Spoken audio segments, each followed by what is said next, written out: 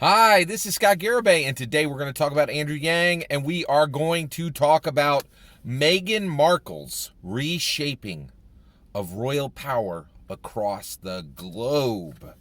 All right, now I know a lot of you are incredibly eager to start talking about Andrew Yang and the debates, right? And I am eager to talk about that too, right? But I'm not going to talk about that until Andrew Yang talks about that. So I want to know if Andrew Yang has qualified for the debates, or if he hasn't, what his plans are for that. And I will talk about that the second Andrew Yang talks about that, right? I want to hear him say he will or won't be in the debates. And the moment he makes a statement on what his plan is for the debate, I will comment on that, right? But right now, I think there's still a lot of ambiguity on the situation, and I'm waiting for the smoke to clear. All right, so I haven't forgotten it. We're getting there, right? But I'm super excited about this Meghan Markle situation. Let's talk about the shape of royal power in the world, right? Because it truly is global, and Meghan Markle is reshaping it right now, and this is absolutely massive. And Andrew Yang needs to be hyper aware of how to respond to this. And I have Andrew Yang's proposed response. I am proposing a response that he should give to Meghan Markle right now for this situation, because I think this is the most important international situation that is happening right now, right? Now, first and foremost, let's talk about that, right? Why is this the most important, right? Well, one, royalty is millennia old, right? Every continent on Earth has a relationship with royalty. And I'm going to go continent by continent and talk about their relationships with royalty, right? And right now, Meghan Markle is reshaping the shape of royal power for Europe and for North America, right? But the ramifications of that are so large that they affect all the other continents. So it truly is a global story. And Andrew Yang needs to be hyper aware of the situation and have a proposed response and have a ready response. I'm going to propose the ready response he should have today, right? But I also want to put this whole thing into perspective, right? So right now, one thing I want everybody to just pay attention to is look at how much this Meghan Markle situation is absolutely dominating the international news, is dominating the news, right? It is the number one international story, right? Now, right now, there's two primary stories that are happening, right? There's some unhappy events happening in a sandy part, of the world that Donald Trump is grousing about. And I think a lot of people are like, oh, I'm worried. This is a bad situation, right? But the reality is it's kind of small potatoes compared to this Meghan Markle situation. And the reason why is it's very small scale, right? It involves us, one other country, and maybe Canada, the U.S., Canada, and one other country. It's not global. Its stakes aren't millennia old the way the Meghan Markle situation is millennia old, right? It's just small potatoes. It's not important the way the Meghan Markle situation is important. And so I'm really glad that for once the media is getting it right and covering the right story at the right scale, right? And this story has truly dwarfed that sad, unfortunate event, group of events that Donald Trump is grousing about in a sandy part of the world, right? But this is the real story, right? Like the Meghan Markle situation. Now, first of all, I hear you're like, hey, Scott, why are you keep saying the Meghan Markle situation? It's Meghan Markle and it's Princess Meghan and Prince Harry. Let's talk about that, all right? So I'm not going to talk about Prince Harry virtually at all in this video. And the reason why is I don't think his decision matters that much, right? And let me propose to you why it doesn't, okay? Now, one, I understand Princess Meghan and Prince Harry made his decision together. They said, here's our decision. We are stepping back from being senior members of the royal family, okay, the British royal family. And we will be splitting our time between North America, that's very important, and the UK, the United Kingdom, okay? And so you have that situation, right? And so it would seem that Prince Harry's decision is important the same way Princess Meghan's decision is important. It's not, right? Here's why, okay? And I invite correction on this. Let me know if you think I'm wrong here, but I'll give you my reason why Princess Harry's decision matters not at all, right? The reason why is Prince Harry is a British royal saying, I don't want to be a royal. Boo-hoo. Song as old as time. Tale as old as rhyme. Been heard before. Said frequently, constantly, old as dirt.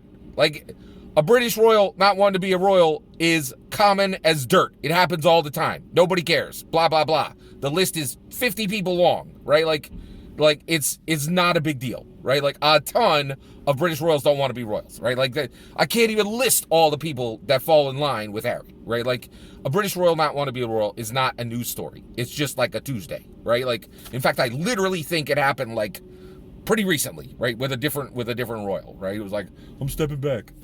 All right, so Harry's saying, "Oh, I'm a British royal who doesn't want to be a royal." Who cares, right? Blah blah blah blah blah, right? It's been said before.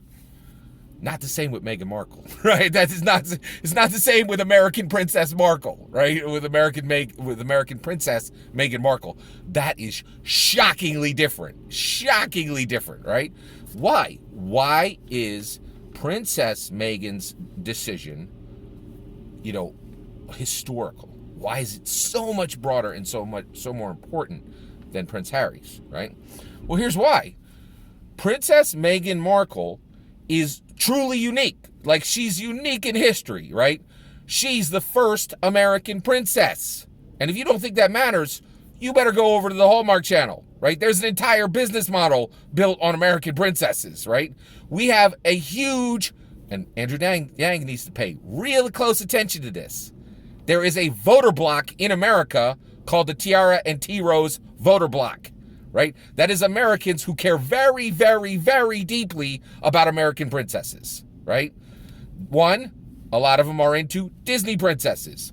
Two, they watch a ton, like 100 plus Hallmark movies that are all about American princesses, right? Like, this is the thing. People care about it. Like, it's a big, big deal. And it is a huge American voter bloc, the Tiara and Tea Rose American voter bloc. Americans who are they pay hyper attention to American princesses, right? And the reality is, this has been a concept in books and movies and television shows for decades, right? But it's never been a reality, right? Meghan Markle made it a reality. That's why her decision matters so much, right? She has made the fantasy into a reality, right? And there might have been, I don't know, like Grace, there was a lady named Grace. I don't even know what her history is, right? If there was an American princess before this, right, it don't even matter because the ubiquitous camera didn't exist. Meghan Markle is an American princess under the ubiquitous camera. Her wedding was a global event. The globe saw it, right? She is an American princess known at a global scale, right? And so she went to Britain, became a princess, right? And this is fully my interpretation. And her experience was, the Queen threw shade, the British people gave me a lot of flack, and the British media treated me terrible, and I need to fix this situation, right? So the first American princess saying being a British princess is really bad and I need to fix the situation, that is historically important, right? Prince Harry going, I'm a British royal and I don't want to be a royal anymore. That is not historically important at all. I think it literally happened last month, right? Like, some British royal was like, I don't want to be a royal anymore. I'm stepping back from duties, blah, blah, blah, blah, blah, blah, blah. Happens all the time. British royals saying they don't want to be royals is not a big deal. The first American princess in history saying she doesn't want to be a royal anymore, that's a big deal, right? All right. That's why we're going to talk about Meghan going forward, because it's her decision that matters. Because she's American, and she's the first American princess in history, right? It is, and this matters to Britain, and it matters to America, and it matters to the globe, because it was seen across the globe. Like, it was one of the most widely watched events in history, right? Like, huge. Everybody watched this thing. It was massive. All right, let's get into this. All right, let's talk about every continent's relationship to royalty. Every continent in the world has a relationship to royalty. Asia, fascinating relationship to royalty. India, right? What is their relationship to royalty? They have royalty, but they have a plurality of it. They have tons and tons and tons of royals. So many that there isn't a prominent one, right? There isn't one that is known globally, right? And here in America, I don't know if most Americans can even name an Indian king or queen or an Indian royal, right? So they have tons of them, but the plurality keeps any of them from spiking up in cultural significance, right? China and Russia, they're in Asia, right? Woo! They had royals, then they had socialism, and those royals were gone right quick. Do you remember that one, Bernie? Ooh, yeah. Politics sneaks up real quick, don't it? Politics is everywhere, right? So if you don't think that royalty has to do with politics, ask Bernie about socialism's relationship to royalty, right? Especially in Russia. Take a look at what socialism did with Russia's royalty. It's a real interesting story on that one, right? All right, let's keep it moving. All right. So, and then Japan. Japan is in Asia, right? Japan's last emperor abdicated, quit. I don't want to be emperor. Done. Out. They still have an emperor, but like, you know, it's kind of like they're like, is this one going to abdicate? Is it just going to quit? Right? They're kind of getting tired of it. Like, they don't really care. Like, they don't really care. Like, clearly, if your emperor's abdicating and saying I quit, like, royalty's not that important to you, right? All right. Okay. Africa. Let's talk about Africa. Same situation as India. They had kings and queens, plurality, right? Most Americans don't know African kings and queens, not because we don't care, but because there were so many of them that none of them rose to cultural significance, right? Because there were just too many names for us to remember all of them, right? All right, Australia. They were like, hey, Australian royalty, you know what that is? European royalty. Like, literally, the Queen of Australia is the Queen of England. Like, that's not a joke. It's literally the same, right? So they're like, we outsource it. Okay, fascinating. All right, South America. They have a very interesting relationship to royalty. The Mayans had heritage rulers who ruled by blood, right? They were only around for a little while, and then they were supplanted by European monarchies. So there were European monarchs in South America, right, for quite a while. And then just recently, within the last few decades, all those South American countries got independence, right? So there really are no South American royals today that people remember or that are culturally important, because it was Mayans who were kind of like pushed aside by Europeans, and then Europeans were in there for a while, and then South America was like, we don't like that, push that aside. Now there's independence, right? So their relationship with the royalty is like, we don't have South American royals. South American royals aren't a thing, right? And if there are some, again, they haven't gone to cultural significance, right? All right, Europe's relationship to royalty. Europe has multiple royalties, right? Multiple countries have kings and queens, right? You could take all the kings and queens other than the United Kingdoms and push them aside, because British royalty outshines them all by factors. Far, far, far and above more important than any of the other European royalties. And the reason why is the British royalty, they're prominent. Their history is incredibly well recorded. They were promoted, right? They took their king and queen history from Britain and promoted it across the globe. They let everybody know, this is our king and queen now. They're your king and queen now. This is their entire history, and you should care about them, right?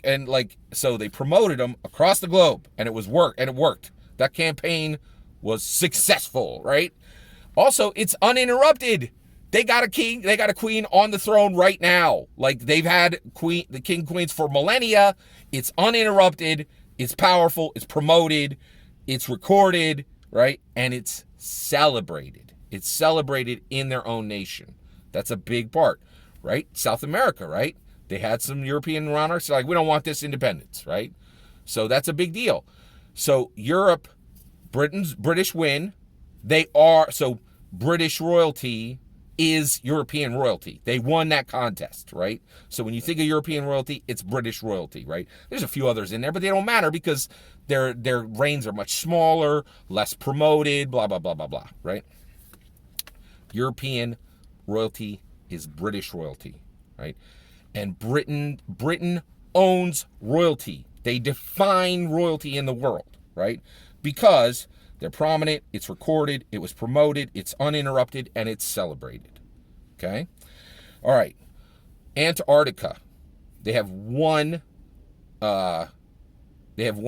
It's Empoleon, but he just rules over the penguins. So we're going to move past that. All right. North America, right? North America has no monarchs, right? And the reason why is Native Americans, right? It wasn't part of their culture or society, right? So there were no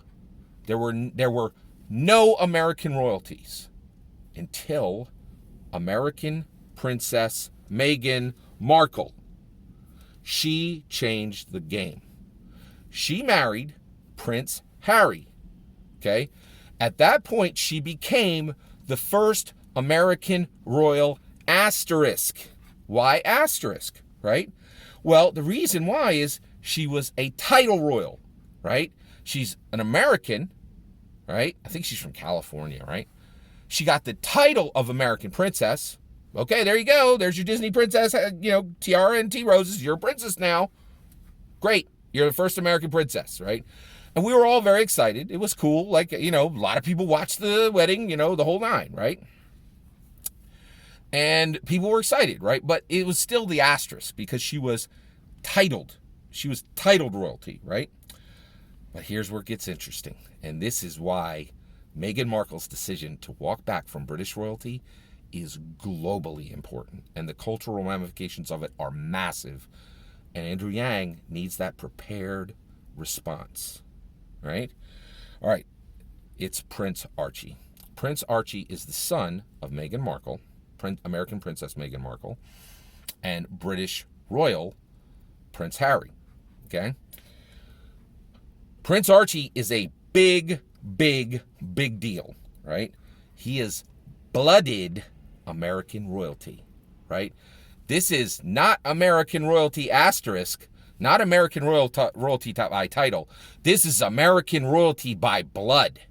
This is the first fully American, right? He's American. He is the son of Meghan Markle. She is red-blooded, red, white, and blue, eagle-taloned, right, American.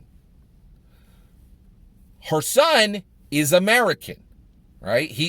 He's ours, right? And get this, not only do we have a sense of ownership for him, for Prince, his name is Archie. I mean, are you kidding me? Of course he's American, right? Right. So so Prince Archie, he's like the first American prince, right? And he is incredibly important to us as Americans, right? But when he was born in Britain, our excitement was tempered because we were like, oh, well, that's great, but like he lives in Britain. Like, we're not going to get access to him.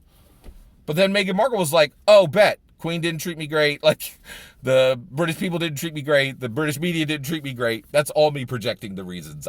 She hasn't stated her reasons yet. That's all my opinion, that last part. And I'm going to be taking my son to America half the time of my life. And I was like, that is huge. That is absolutely massive.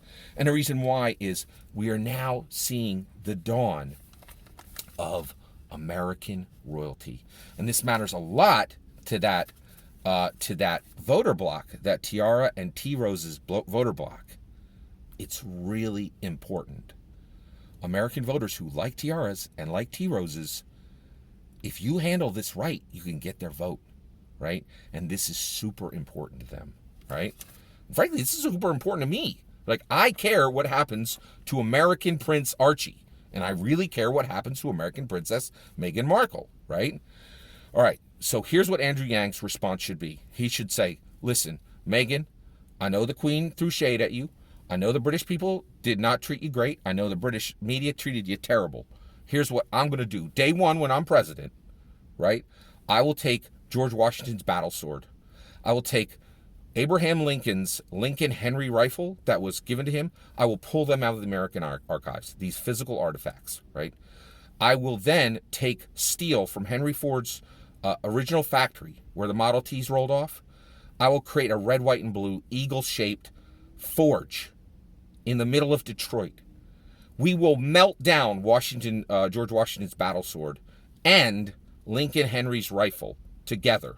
We will take that metal, that Lincoln Washington Liberty alloy, and we'll set it in a box until a month before Prince Archie's a month before Prince Archie's 18th birthday. When he's a month away from his 18th birthday, we will ask you, American Princess Meghan Markle, does your son want a crown made of Coke bottle glass, American Coke bottle glass, and become the first American royal, blooded American royal, acknowledged by the United States of America? Or does he want a hoodie? Does he not want to be the first American royal? If he wants to be the first American royal, we will take that Liberty alloy and we will use the same forge in Detroit to forge an American sword for him tonight to make the first American knight, which will be the first returning Mars terraformer, the first American to return from their duties terraforming Mars. Your son, Prince Archie, will knight them as the first American knight using that sword forged in that Detroit forge. Or, if he wants the hoodie, he will just be another American teen, and we will forge trucks, which will go onto his skateboard, and he can grind those trucks at the local 7-Eleven. That's what Andrew Yang should do to handle this Meghan Markle situation. All that's my opinion. I'd love to hear your opinion. Let me know in the comments below. Please consider liking and subscribing, and have a wonderful millennium.